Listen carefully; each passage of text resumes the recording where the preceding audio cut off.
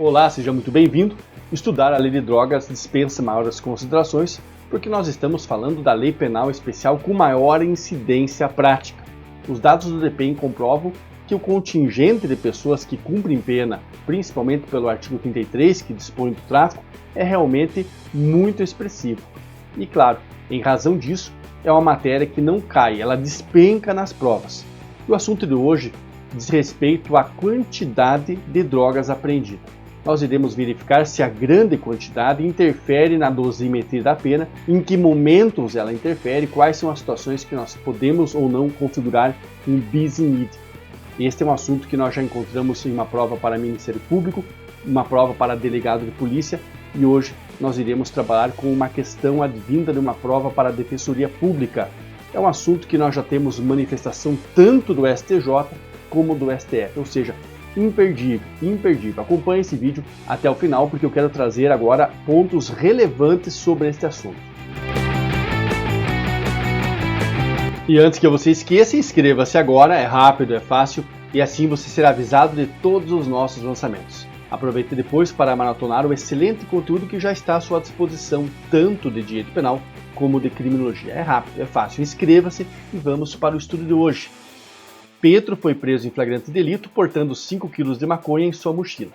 Em seu interrogatório, negou a traficância, mas admitiu a posse da droga, afirmando que ela não lhe pertencia e que apenas a estava levando para guardá-la em troca de recompensa financeira. Pedro, que não possuía antecedentes criminais, foi condenado por tráfico ilícito de entorpecentes. Considerando essa situação hipotética, julgue o item seguinte. A grande quantidade de maconha apreendida com Pedro não poderá ensejar simultaneamente o aumento de sua pena base e a negação do benefício de redução de pena estabelecido no parágrafo 4º do artigo 33 da Lei 11.343/06. A afirmação está certa ou errada?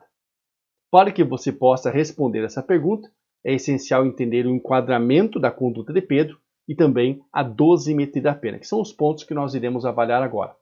Lembre-se que quando nós trabalhamos com a lei de drogas, nós temos no artigo 33 uma série de verbos. As pessoas, quando falamos do tráfico, se limitam à ideia de venda de substância entorpecente, mas sabemos aqui que este é o tipo penal com o maior número de verbos dentro do nosso ordenamento jurídico. Por isso é importante que você estude ele à exaustão. E a conduta de Pedro vai se enquadrar aqui, olha, trazer consigo.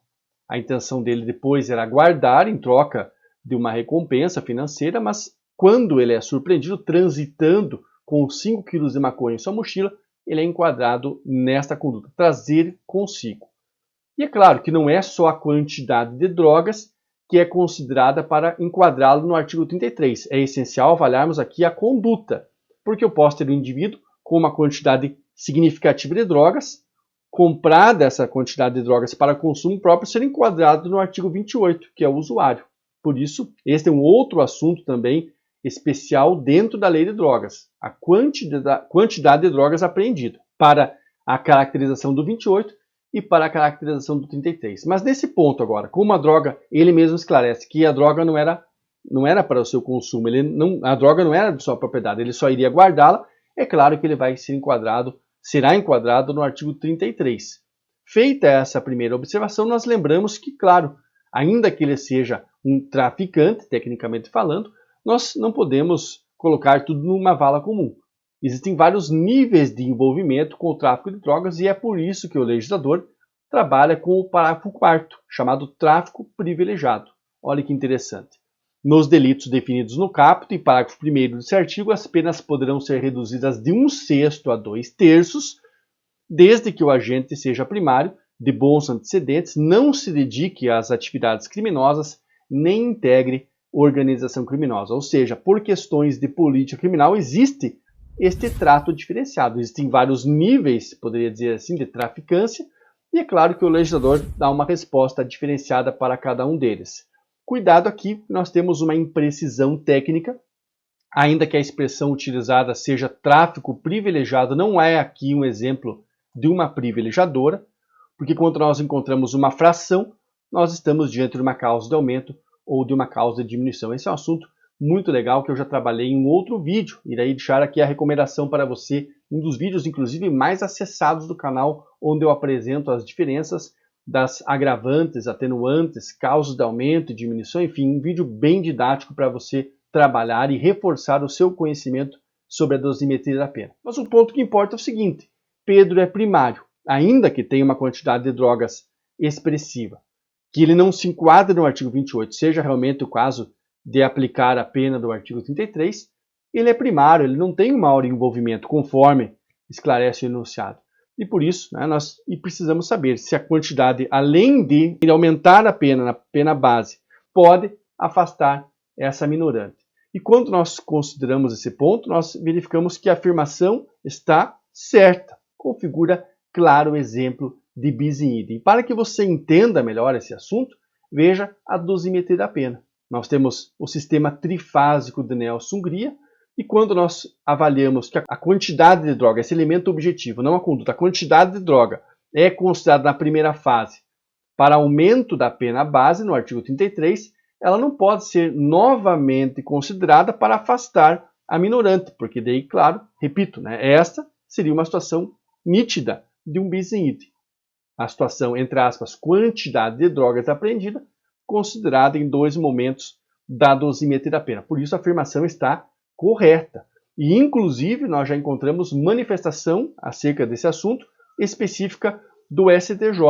Aqui é um momento, um dispositivo importante, um momento importante de estudo da lei de tóxicos, que é a jurisprudência em tese número 131 do STJ. É um compilado de uma série de disposições da lei de tóxicos que você precisa estudar. Então já fica aqui a referência, leitura obrigatória agora. Nós temos perto de 60 teses compiladas, então, nesse número 131 do STJ. É um estudo de 2019, eu vou deixar o link para vocês acessarem esse material que está disponibilizado para vocês, realmente de forma didática, por isso, leia com cuidado. Claro, ele é material do próprio STJ, mas eu deixarei o link para que você consiga agora acessá-lo com maior rapidez.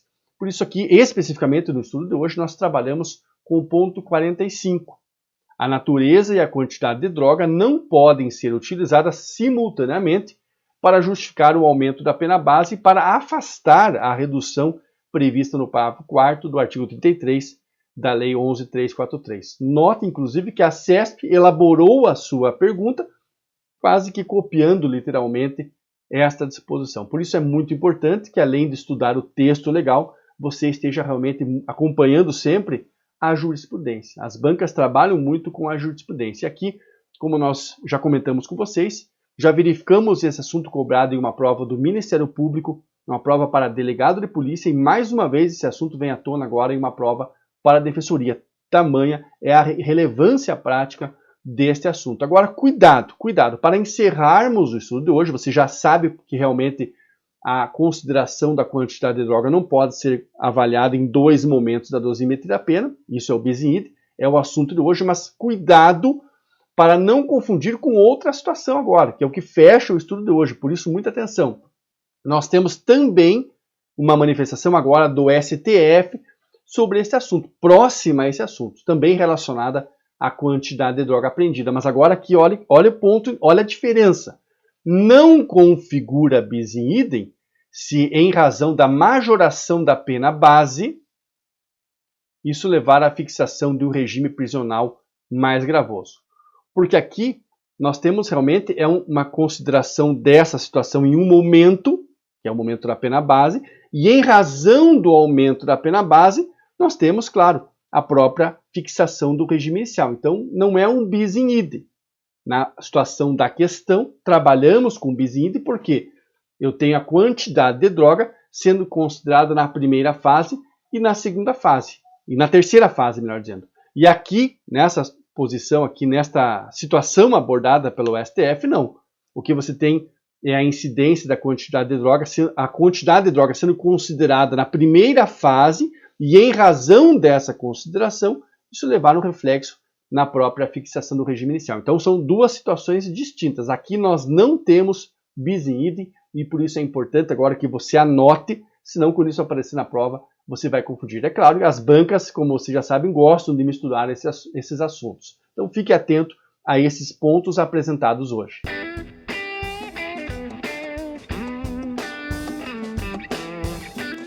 E chegamos ao final de mais uma questão comentada, comprovando que aprender praticando faz toda a diferença. Veja que em minutos você conseguiu revisar aspectos relevantes da lei de tóxicos e da dosimetria da pena. Deixe o seu like, compartilhe esse conteúdo com seus amigos e vá ao nosso site, onde você encontrará cursos e materiais de apoio também com esta metodologia ativa de estudo. Um grande abraço e eu encontro já na próxima videoaula.